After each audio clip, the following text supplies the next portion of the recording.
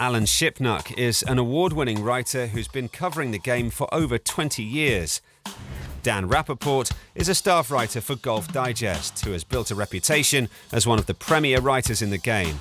CNN World Sport's Alex Thomas caught up with them ahead of this historic major. Dan, Alan, here we are, the home of golf. Why is it so special?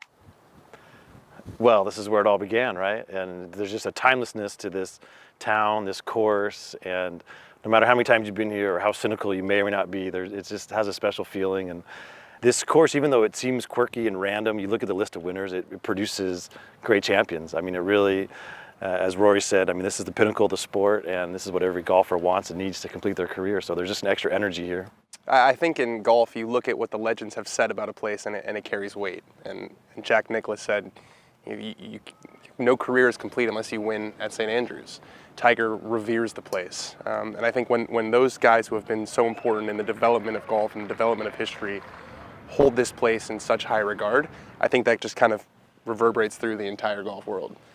I like that golf is the center of this town and you don't have to apologize for being a golf nut. I live in Brooklyn, New York, and it's like the golf is not even a part of daily life. Here you walk around and every pub is golf themed. There's golf stores everywhere. There's everyone, you see people with a couple clubs over their shoulder, picking up milk or going to the dentist. It's just golf is a central part of this town, and of course there are communities in the U.S. and around the world where that's the case, but it's different here. It's part of the fabric, which I think is just a really unique aspect.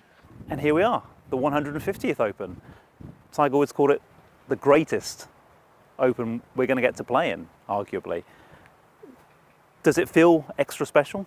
1,000,000%. And I think the context of what's happening in the game of golf right now makes it feel even more special, because so much of the dialogue over the past 2 years really has been about money and more money. And it feels like this week everyone is kind of putting that aside and just sharing in this appreciation for this special place and this special occasion. I mean, 150 years for us Americans, I mean, that's like so hard to fathom. Yeah, especially following the Queen's Jubilee, right? Everyone loves anniversaries, and it does put a fine point on how this tournament and this course has defined the whole sport. And so, I live in California. There's a lot of buildings aren't that old. The state was barely founded 150 years ago, so it definitely drives home. And we're at the old course.